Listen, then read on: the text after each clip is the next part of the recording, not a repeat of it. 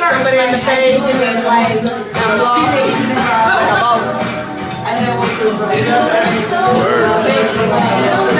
welcome to Miami.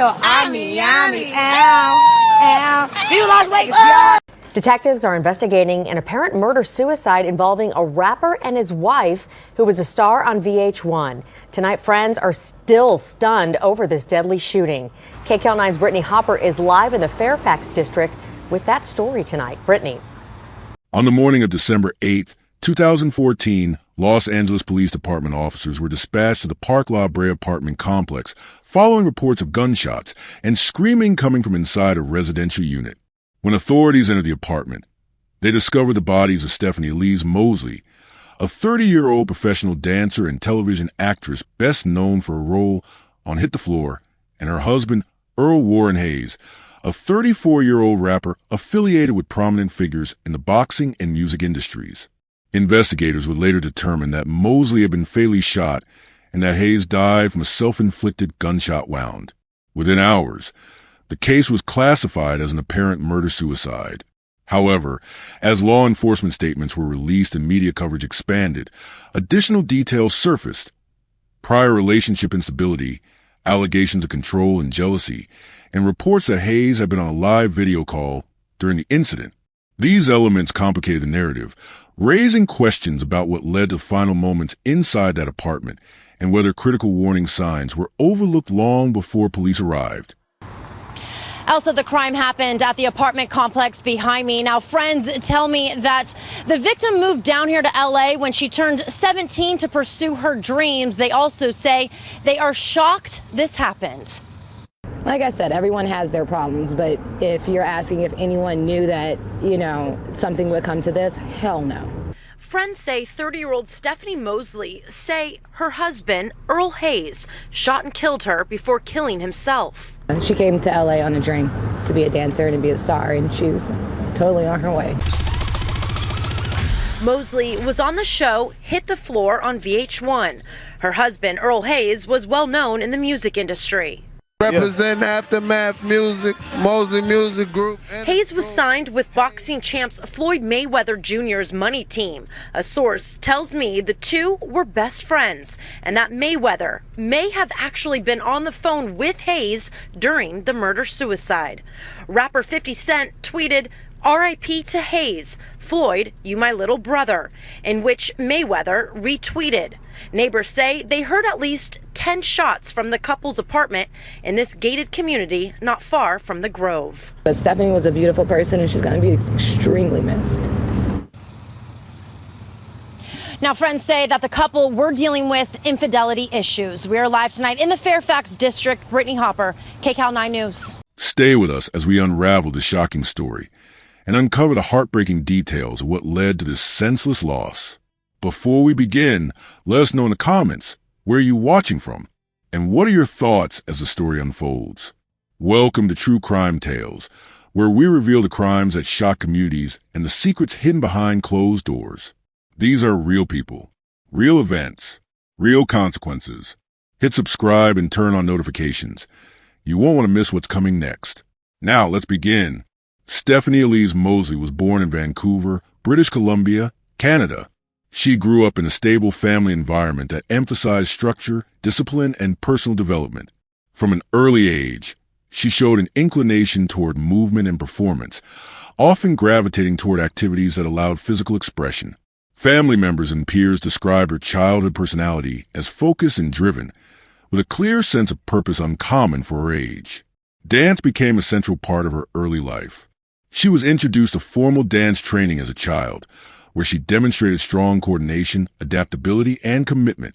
Unlike many children who view dance as a hobby, Moseley treated it as a long-term pursuit.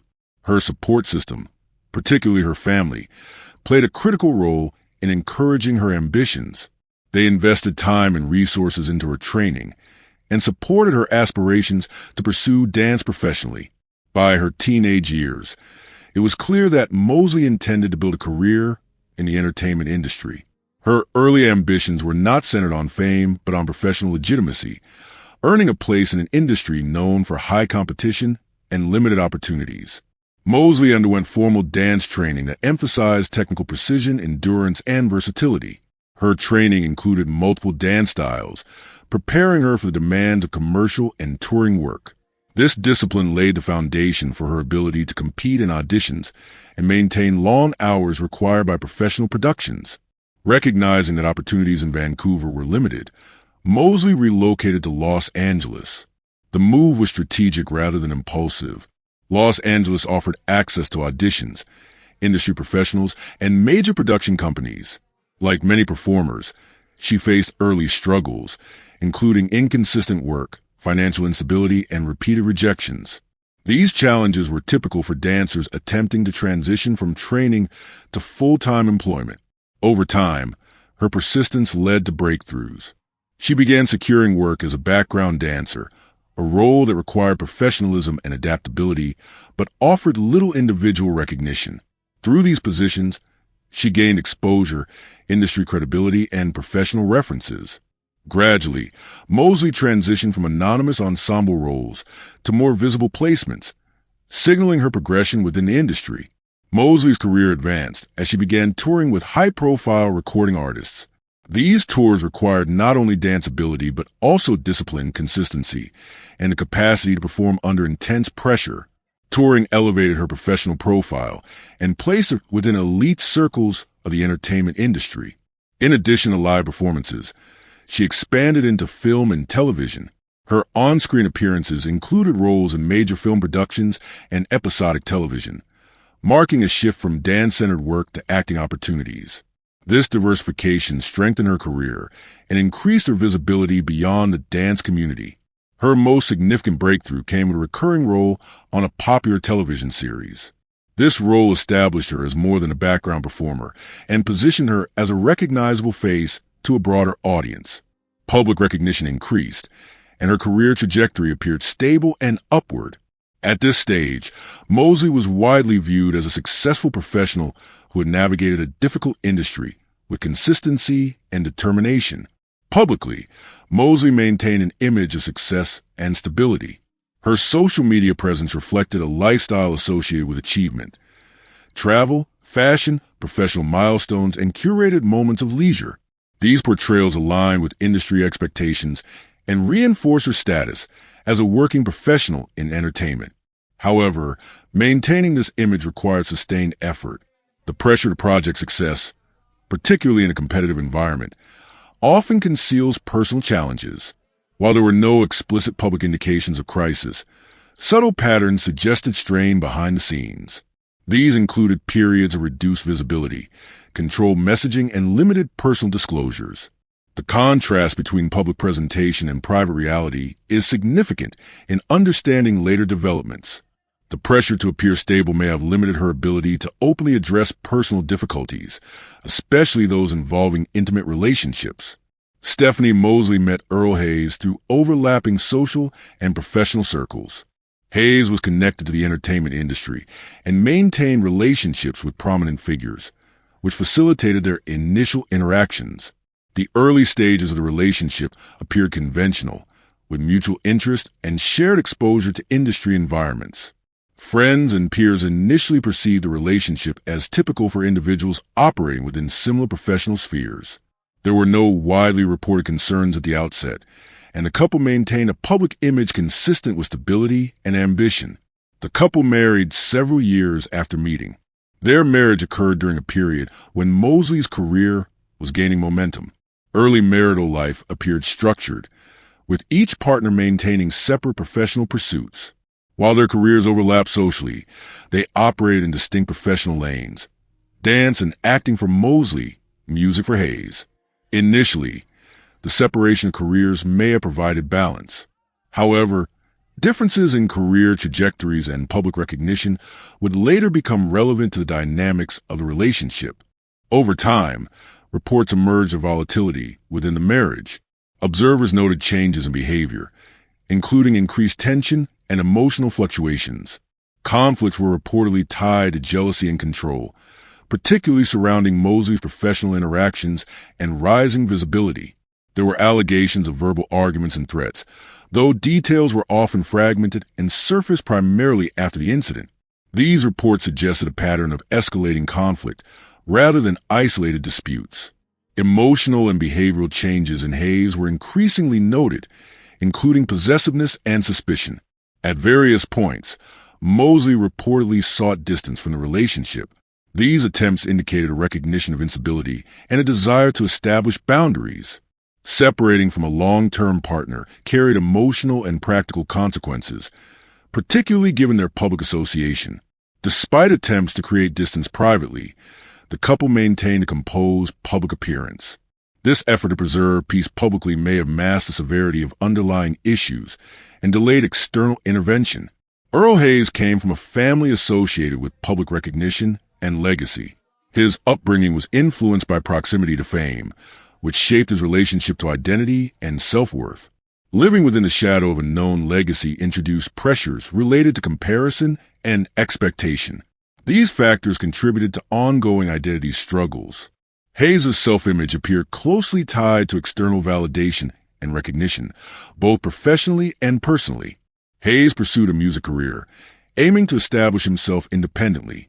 He maintained associations with prominent figures, which enhanced his visibility, but did not necessarily translate into sustained success. Publicly, he projected confidence and ambition. Privately, reports suggested dissatisfaction with career progress. The gap between aspirations and outcomes may have contributed to frustration and instability. This contrast between public persona and private struggle is a recurring theme in his profile. Allegations emerged describing Hayes as possessive and emotionally volatile. Observers reported patterns of control and intense reactions to perceived threats to the relationship. His creative output, including lyrics and public statements, occasionally referenced themes of despair and violence, which later drew retrospective attention. These behavioral patterns, combined with relationship strain and personal insecurity, form a critical context for understanding the trajectory of events that followed. In the months leading up to the incident, allegations of infidelity became a central point of conflict within the marriage. According to individuals familiar with the relationship, Earl Hayes accused Stephanie Moseley of being unfaithful. These accusations reportedly centered around her professional environment, particularly her close proximity to other entertainers and artists through her work as a dancer and actress. The origins of the cheating claims were never fully substantiated. No confirmed evidence was made public to support the allegations. However, the accusations themselves appear to have taken on a life of their own, reinforced by rumors circulating within entertainment circles and online spaces. These rumors were amplified by the visibility of Stephanie's career and the nature of her work, which often involved travel, rehearsals, and collaboration with high-profile figures. The impact of these claims on the relationship was significant. Friends later described increasing tension, frequent arguments, and repeated confrontations over trust. The accusations reportedly created a dynamic in which Stephanie was placed in a defensive position, repeatedly denying claims that were not supported by evidence.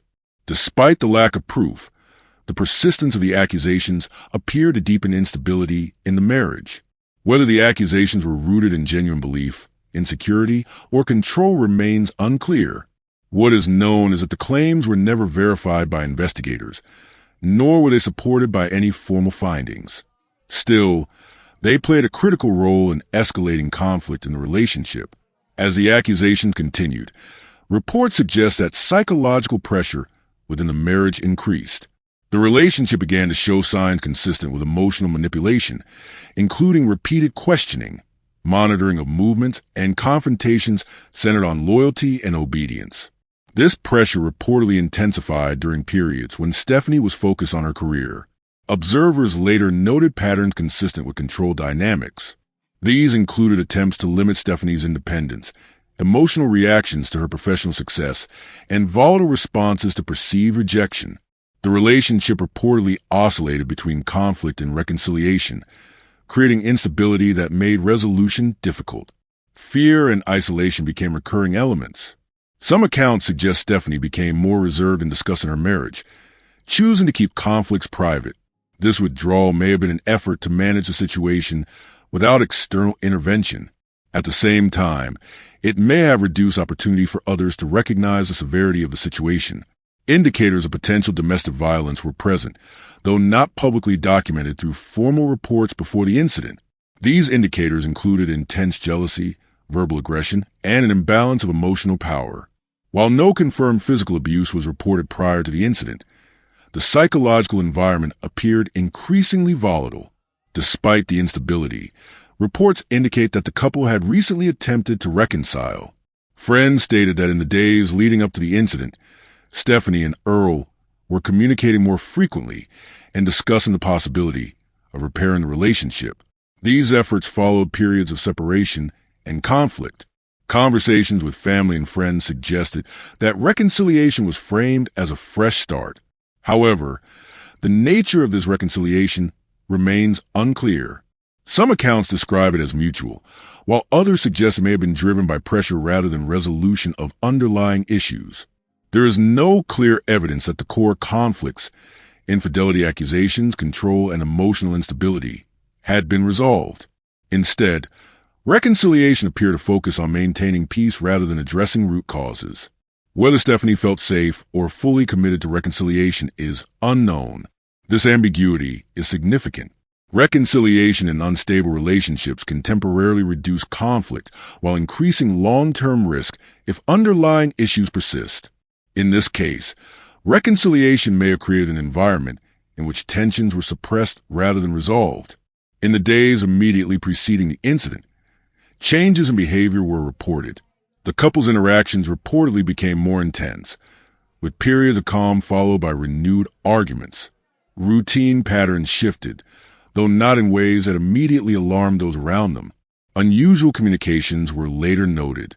Some messages and calls suggested heightened urgency and emotional strain, though details of their content were not fully released. There were no formal reports of threats or emergency warnings prior to the incident. Warnings signed in hindsight included the rapid fluctuation between reconciliation and conflict and the unresolved nature of prior disputes. However, no individual reportedly contacted authorities or sought intervention during this period. The final interactions between Stephanie Moseley and Earl Hayes occurred within their shared apartment. These interactions were not witnessed directly. The last known communications with others occurred shortly before the incident, though exact timestamps and content remain limited. Some individuals reported speaking with one or both parties in the days before, noting discussions about the relationship and future plans. No one reported being informed of immediate danger.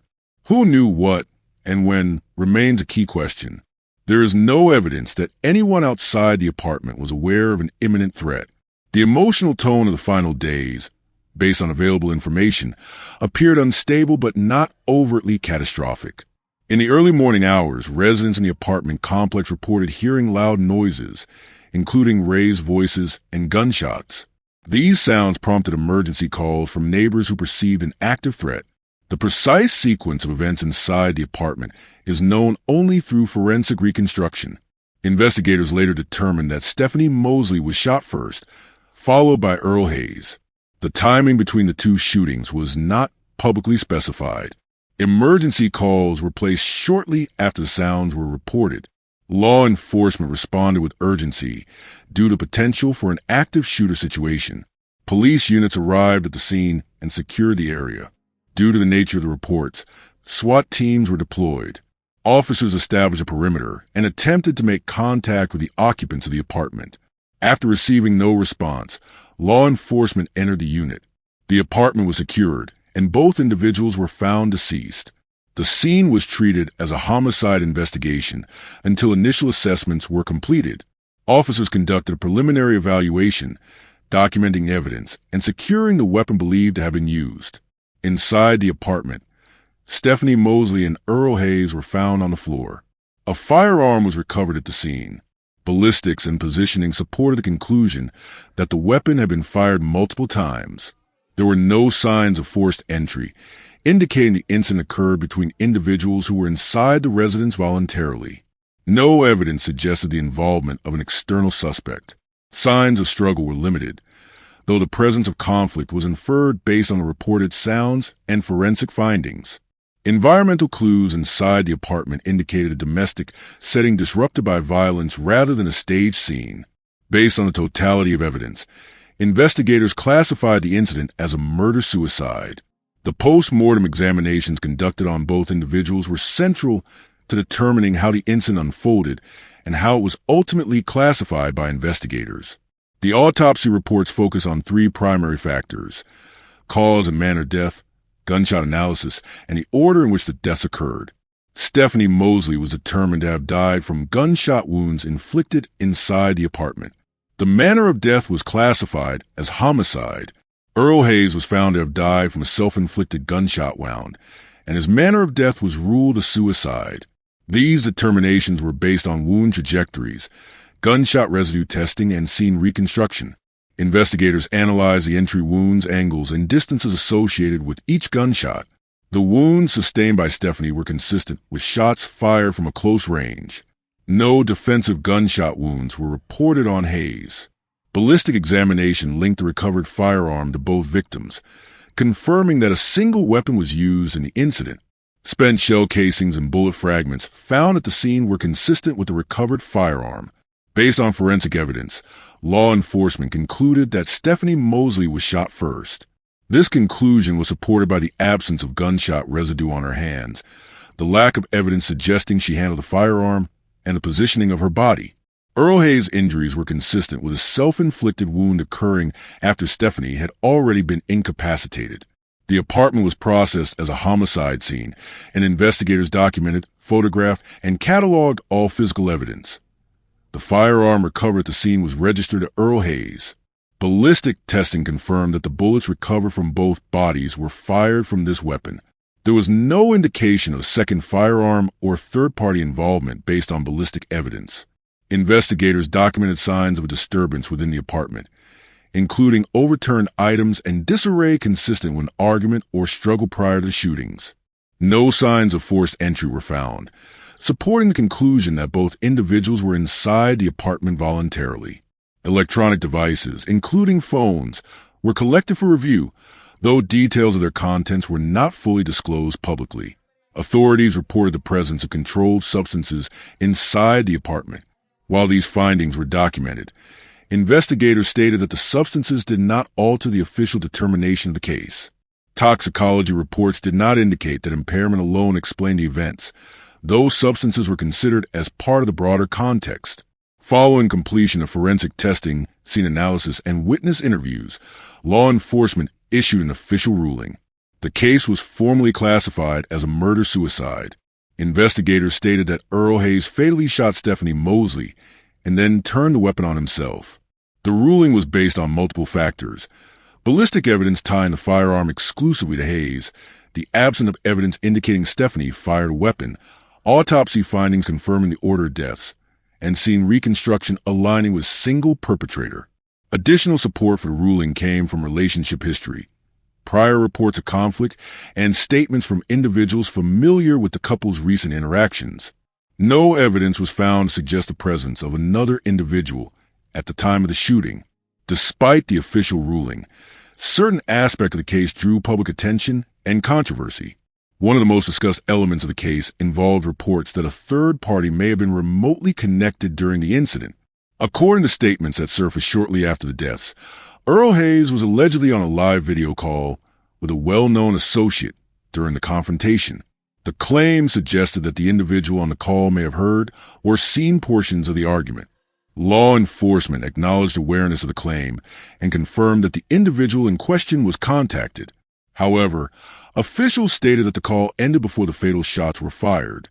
There was no recorded footage of the incident, and no evidence suggested that the remote participant directly witnessed the shootings. This detail raised questions about whether intervention could have occurred and whether more information existed beyond what was publicly disclosed. The lack of recorded evidence and the limited duration of the call left these questions unresolved. The way the case was reported evolved rapidly in the days following the incident. Initial reports focused on the high-profile nature of the individuals involved and the apparent murder-suicide classification. Headlines emphasized celebrity connections and dramatic elements. As more background information emerged, coverage expanded to include relationship dynamics, prior conflicts, and allegations of jealousy. This shift influenced public discussion and speculation. Some media outlets emphasized unverified claims and rumors, while others relied strictly on law enforcement statements. This inconsistency contributed confusion and debate about the reliability of early reporting. Following confirmation of the deaths, responses from the entertainment industry were immediate. Colleagues and collaborators acknowledged Stephanie Moseley's career and contributions through public statements and social media posts. These responses highlighted her professional work rather than the circumstances of her death. Fans and viewers expressed shock, particularly due to the suddenness of the incident and Moseley's visible career momentum at the time. Both families released statements acknowledging the deaths. Stephanie Moseley's family focused on her career, character, and loss. Earl Hayes' family addressed the tragedy without disputing the official findings. While there was no formal legal dispute, differing emphases in family statements contributed to ongoing public discussion about responsibility and accountability. Separate funeral services were held, reflecting the family's decisions to manage memorials independently. Fundraising initiatives were launched to assist with funeral costs and related expenses. These efforts also sparked debate due to perceptions surrounding lifestyle and financial need. With both individuals deceased, estate matters were handled privately. No prolonged legal battles related to the estates were made public. In the days following the deaths of Stephanie Moseley and her husband, public attention shifted rapidly from shock to scrutiny. While law enforcement classified the case as a murder-suicide within hours, online discussions expanded far beyond the official conclusion. Social media platforms, entertainment forums, and comment sections became spaces where timelines were questioned, motives were debated, and responsibility was reassessed. One of the earliest areas of speculation centered on the speed of the ruling.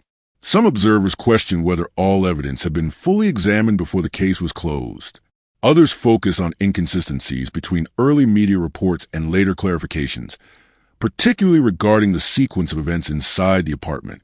The presence of a third party reportedly connected to the incident through a live video call added to public curiosity, even though authorities stated it did not alter the conclusion. Disagreement over the official ruling persisted primarily because of the broader context in which the case occurred. Critics argued that labeling the incident as a murder-suicide risked oversimplifying a complex history of relationship conflict. Supporters of the official findings emphasized the physical evidence and lack of signs pointing to outside involvement. The divide reflected a broader societal pattern. Trust in law enforcement conclusions versus skepticism shaped by past cases where initial rulings were later challenged. Questions surrounding domestic violence accountability became central to the debate. Some discussions focused on whether earlier warning signs were adequately addressed or dismissed. Others questioned how public perception of success, fame, and status may have influenced the interpretation of events. Rather than focusing solely on the final act, many commentators began examining the relationship dynamics that preceded it, shifting attention from the outcome to the process that led there. Cases involving public figures often present challenges that differ from those involving private individuals. High-profile relationships are frequently shielded by visibility, financial resources, and social influence. These factors can obscure warning signs that might otherwise prompt intervention. In such relationships, warning signs, such as controlling behavior, jealousy, repeated conflicts, or emotional volatility, are often reframed as personal issues rather than indicators of potential harm. Public success can create an assumption of stability, leading outsiders to overlook signs that would raise concern in less visible circumstances. Power dynamics are also amplified when one or both individuals have industry connections or social influence. Fame can function as a protective barrier, discouraging intervention from friends, colleagues, or institutions that may fear reputational consequences. Control may be exercised subtly through emotional pressure, surveillance, or isolation rather than overt physical violence, making it harder to identify and address. In the Moseley case, public discussions highlighted how the outward appearance of success may have masked internal instability. The relationship's private conflicts were largely unknown until after the incident, raising questions about how many similar situations remain concealed behind curated public images. Another recurring theme in public analysis was the role of mental health, particularly as it intersects with cultural expectations surrounding masculinity. Emotional distress in men is frequently underreported, untreated, or expressed through anger rather than vulnerability. This can result in escalating behavior that goes unrecognized until it reaches a critical point. Unaddressed emotional instability may manifest as possessiveness, paranoia, or fixation on perceived betrayal. In some cases, these behaviors are normalized or minimized, especially when the individual is socially connected or financially successful. The reluctance to seek help or the absence of effective intervention can allow instability to intensify over time. Cultural norms often discourage men from expressing fear, insecurity, or emotional pain openly. Instead, distress may be externalized through control or aggression. When combined with access to weapons or substances, unresolved psychological issues can become lethal. Public commentary on this case frequently noted the absence of documented mental health intervention prior to the incident. Whether opportunities for support existed, were offered, or were rejected remains unclear. What is evident is that emotional instability, when left unaddressed, can escalate rapidly and unpredictably. Media coverage played a significant role in shaping public understanding of the case. Early headlines focused on the shock value of the incident and the celebrity connections involved. While such framing drew attention, it also risked simplifying the narrative and prioritizing spectacle over analysis. The way victims and perpetrators are portrayed can influence public perception. In some coverage, Moseley's professional success and lifestyle were emphasized, while the relationship dynamics that preceded her death received less immediate attention. In contrast, her husband was often described through his associations rather than his behavior, potentially diluting accountability. Sensational headlines can obscure critical context, reinforcing stereotypes or diverting attention from systemic issues such as domestic violence and mental health. Balanced reporting requires careful language, clear timelines, and restraint in speculation. In this case, the rapid spread of partial information contributed to confusion and fueled online debates that often lacked verified detail. The media's role is not only to report outcomes, but to contextualize them responsibly. When coverage prioritizes immediacy over accuracy, it can leave lasting misconceptions that persist long after official investigations conclude. Despite the official ruling, several questions continue to surface in discussions of the case. One key question is whether there was a missed opportunity to intervene. Friends, colleagues, or institutions may have observed warning signs but lacked the information or authority to act. Whether intervention could have altered the outcome remains unknown. Another question involves whether warning signs were ignored or misunderstood. Emotional volatility, accusations, or controlling behavior are often dismissed until they escalate. Determining which signs were visible and to whom is difficult without comprehensive disclosure. The question of prevention is more complex. While not all violent incidents can be anticipated, earlier support, separation assistance, or mental health intervention may reduce risk in volatile situations. Whether such measures were available or pursued in this case is unclear. Finally, there are details that remain undisclosed to the public. Investigative records, private communications, and full forensic analyses are not always released, leaving gaps in understanding. These gaps contribute to ongoing speculation and prevent definitive closure for observers. The known fact of the case established a clear outcome. Stephanie Moseley lost her life in a violent incident that was officially classified as a murder-suicide. The circumstances leading to that outcome, however, reveal a more complex landscape involving relationship conflict, emotional instability, and societal blind spots. This case illustrates the danger of private violence unfolding behind public success. Visibility and achievement do not eliminate risk, nor do they guarantee safety. When warning signs are concealed by status or minimized by perception, accountability can be delayed until it is no longer possible. The case continues to matter because it reflects broader patterns rather than an isolated event. It highlights the need for awareness, intervention, and responsible reporting. What remains after the investigations conclude is silence, an absence that underscores the cost of unresolved conflict and unaddressed instability. That silence is where the case ultimately rests, marked not only by what is known, but by what may never be fully understood. If you found this story as gripping and heartbreaking as we did, don't forget to like this video and share it with others. And if you want to hear more true crime stories that uncover the mysteries behind these tragic events, Make sure to subscribe to our channel and turn on the notification bell. You won't want to miss our latest stories, updates, and discussions. Thank you for joining us on this journey to seek justice and explore the truth. Together, we can make a difference. Until next time, stay safe and stay aware.